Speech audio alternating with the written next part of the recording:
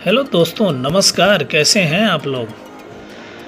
दोस्तों, जैसा कि आपको मालूम है, मैं अपने इस चैनल पे लेके आता हूँ क्वेश्चंस और आंसर्स जो इंटरव्यू पॉइंट ऑफ व्यू बहुत इंपॉर्टेंट होता है किसी भी एक piping engineer, piping supervisor, piping foreman, fabricator या वेल्डर्स के लिए। जनरली दोस्तों, ये जो क्वेश्चन का सीरीज़ आज मैं जो लेके आया हूँ ये बहुत इम्पॉर्टेंट है। आप क्वेश्चंस का लिस्ट देख सकते हैं, जिसमें आज हम बात करेंगे स्मॉल बोर और बिग बोर के बारे में, हम बात करेंगे रिड्यूसर्स के बारे में, हम बात करेंगे पाइप्स और ट्यूब्स के बीच में क्या डिफरेंस है, हीट इफेक्टेड जोन क्या है, फील्ड वेल्ड और शॉप वेल्ड क्या बोलते हैं और उसको कैसे कंसीडर किया जाता है, long radius short radius elbow क्या होता है, और लास्ट में हम बात करेंगे कि जैकेटेड पाइपिंग क्या होती है। दोस्तों, लेट्स स्टार्ट सेशन। तो अभी हमारा जो फर्स्ट क्वेश्चन है वो ये है कि स्मॉल बोर क्या होता है। स्मॉल बोर 2 इंच और 2 इंच के नीचे जितने भी पाइप आते हैं उनको स्मॉल बोर बोलते हैं। That's it. इसके बारे में ज़्यादा जानने की ज़रूरत नहीं है, क्योंकि कुछ लोगों को कन्फ्यूजन होता है कि 2 इंच के पाइप को क्या बोला है। 2 इंच की पाइप भी स्मॉल बोर में आती है और उसके नीचे भी जितने पाइप्स आते हैं वो सबको स्मॉल बोर हम कंसिडर करते हैं। बिग बोर 2 इंच के ऑनवर्ड्स जितने भी होते हैं, जो 2 इंच से बड़े होते हैं, वो सारे साइज़ को हम लोग बिग बोर में कंसिडर करते हैं। तो what is the size of pipe over which the pipe OD is equal to N B. ऐसे केस में यदि हम बात करें तो 14 इंच के ऊपर या फिर 14 इंच, ऐसे केस में हमारे जो पाइप का ओडी निकालने के लिए 25.4 से सीधा मल्टीप्लाई करते हैं, वही हमारे पाइप का ओडी होता है। ठीक है, लेकिन उसके नीचे जितना भी होता है सबका डिफरेंस होता है उसके थिकनेस के हिसाब से। तो हमको ये जानना है कि यदि 14 इंच या उसके ऊपर यदि कोई हमसे पूछता है तो 25.4 का सीधा मल्टीप्लाई कर सकते हैं और वो हमारा पाइप का ओडी आ जाएगा। अभी डिफरेंस बिटवीन पाइप और ट्यूब्स के बारे में बात करें तो ये सेम क्वेश्चन हमने अपने दूसरे भी सेशंस में बात किया था, बट आपको दूसरी बार फिर से रिवाइज करवा देता हूँ कि पाइप ऐसे होते हैं जो साइज होते हैं अपने नॉमिनल डायमीटर के लिए, जो ट्यूब्स होते हैं वो साइज्ड होते हैं अपने आउटसाइड डायमीटर के लिए, ओडी के लिए। ठीक है। दूसरा एक सबसे बड़ा डिफरेंस ये है कि जो पाइप्स हम जहाँ पे भी यूज़ करते हैं ये फ्लूइड्स और गैसेस को ट्रांसपोर्ट करने के लिए काम आता है, जबकि ट्यूब्स को ऐसी जगह पे हम यूज़ करते हैं जहाँ पे प्रिसीजन एप्लीकेशंस की ज़रूरत पड़ती हो। ठीक है, ट्रांसफ़र से ज़्यादा प्रिसीजन्स की जहाँ पे ज़रूरत पड़ती हो, ऐसे जगह पे हम ट्यूब्स को यूज़ करते हैं।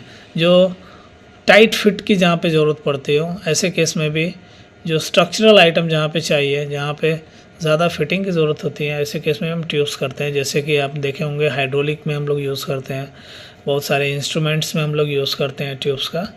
ठीक है, तो ये सारी चीज़ें हैं हमें पाइप्स और ट्यूब्स में जो डिफरेंस बताते हैं, क्योंकि ये क्वेश्चन ऐसा है जो ट्रिकी है, घुमाने वाला क्वेश्चन है और ये जनरली पूछा जाता है। सेम ऐसा ही एक और ट्रिकी क्वेश्चन है कि रिड्यूसर क्या होता है और ये कितने टाइप्स होता है, जनरली इसको कैसे एप्लीकेशन में लाते हैं, क्या इसका यूज़ है।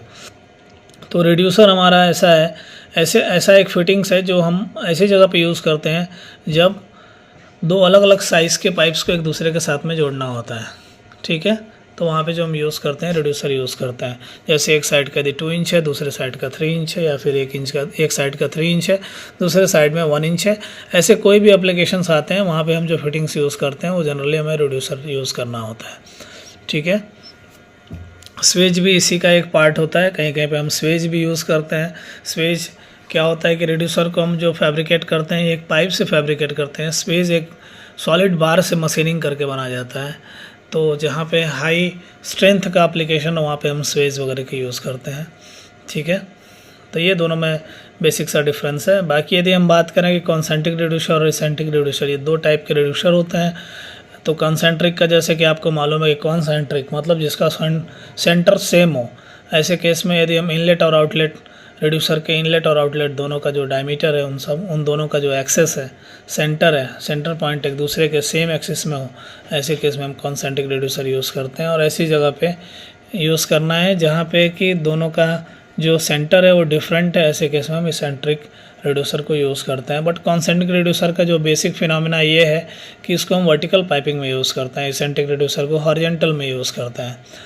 जैसे कि पंप इनलेट में, पंप आउटलेट में ये जनरली एग्जामिनर कभी कभी हमें कंफ्यूज करता है, कभी कभी हमें इंटरव्यूअर ये चीज़ों के लिए कंफ्यूज करते हैं कि आपको इनलेट में कौन सा यूज़ होता है, आउटलेट में कौन सा यूज़ होता है। तो पंप आउटलेट के लिए कभी भी हम कॉन्सेंट्रेट रिड्यूसर को यूज़ करते हैं, पंप इनलेट के लिए कभी भी हम लोग इसेंट्रिक रिड्यूसर को यूज़ करते हैं।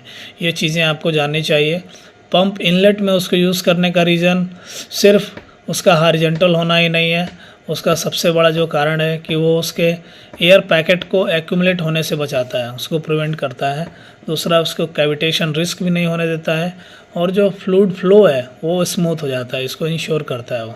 इसके लिए हम इसेंट्रिक रिड्यूसर उसके सक्शन में यूज़ करते हैं। ओके, आगे हम बात करेंगे कि सम बेसिक्स जो कोड्स हैं उसके बारे में बात करेंगे, CS, SS और एलॉय स्टील के लिए।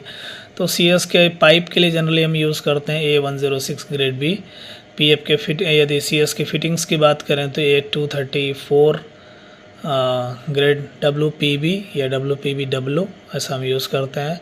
CS प्लेन्स को यूज़ करने के लिए हम A105 का कोड यूज़ करते हैं, जो बिल ऑफ मटेरियल में यदि आप चेक करेंगे तो किसी भी ड्राइंग में, आइसोमेट्रिक ड्राइंग के बिल ऑफ मटेरियल में ये सारे आइटम्स दिए रहते हैं। आपको ये जानना चाहिए, क्योंकि एग्जामिनर कभी कभी आपको बिल ऑफ मटेरियल दे के पूछ सकता है कि अंदर का मटेरियल क्या है।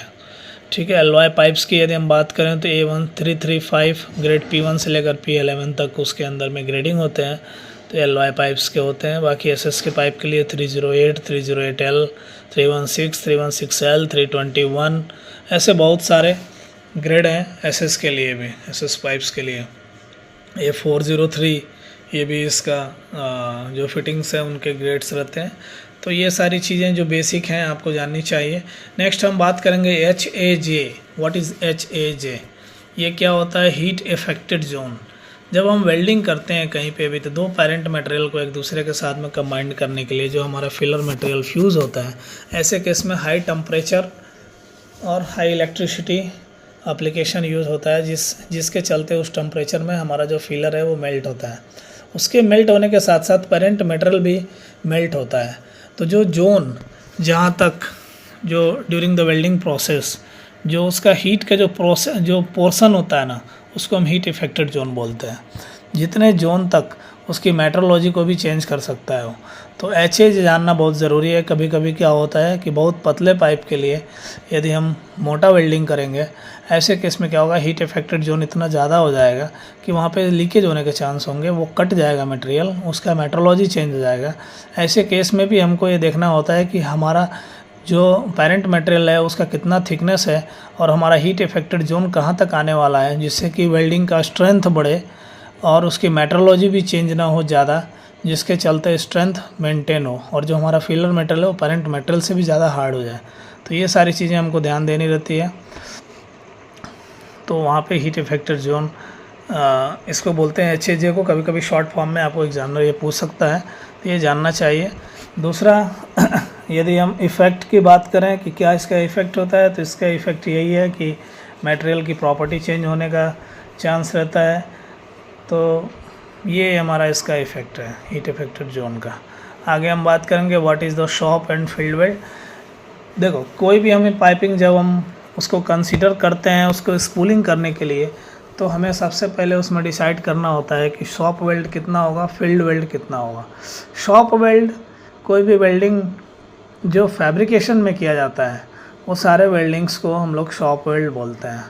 ठीक है, फील्ड वेल्ड का मतलब वो हुआ कि जो इरेक्शन के बाद जब हम फील्ड में जिस जॉइंट को करते हैं वो हमारा फील्ड जॉइंट होता है।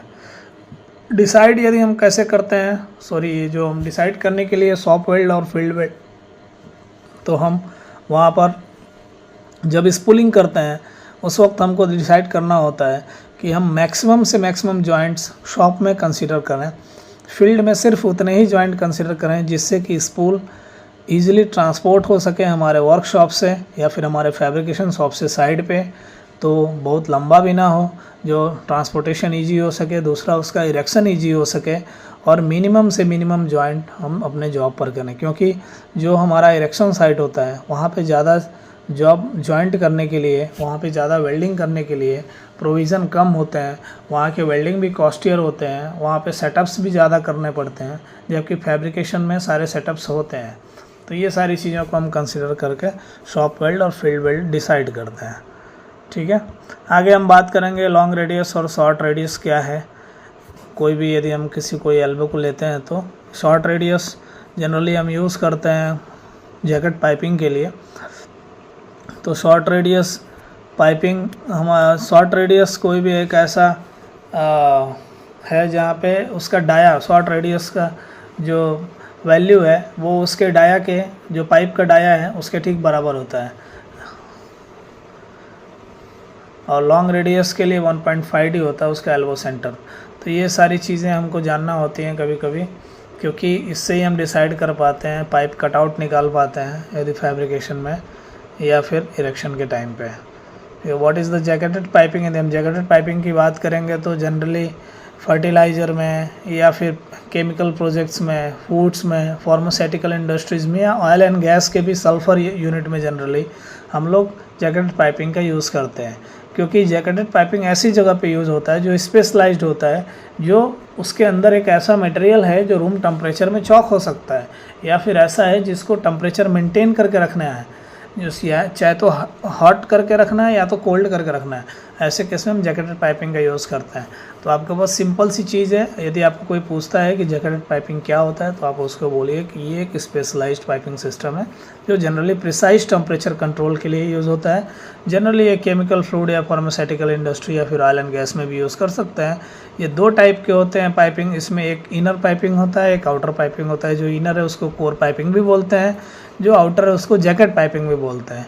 इनर पाइपिंग प्रोसेस फ्लूइड के लिए काम आता है, प्रोसेस को फ्लो करने के लिए काम आता है। जो आउटर पाइपिंग है वो हीटिंग या कूलिंग मीडियम को मेंटेन करने के लिए, उसमें चाहिए तो स्टीम डालते हैं या फिर कोई भी कूलिंग आइटम डालते हैं, इसके लिए हमारा जैकेट होता है। तो that's it in the today's video. Thanks for watching. Please like, share और सब्सक्राइब ज़रूर करें हमारे इस वीडियो को, जिससे हमें मोटिवेशन मिल सके, जो हम सिमिलर टाइप के वीडियोज़ आपके लिए लेके आ सकें।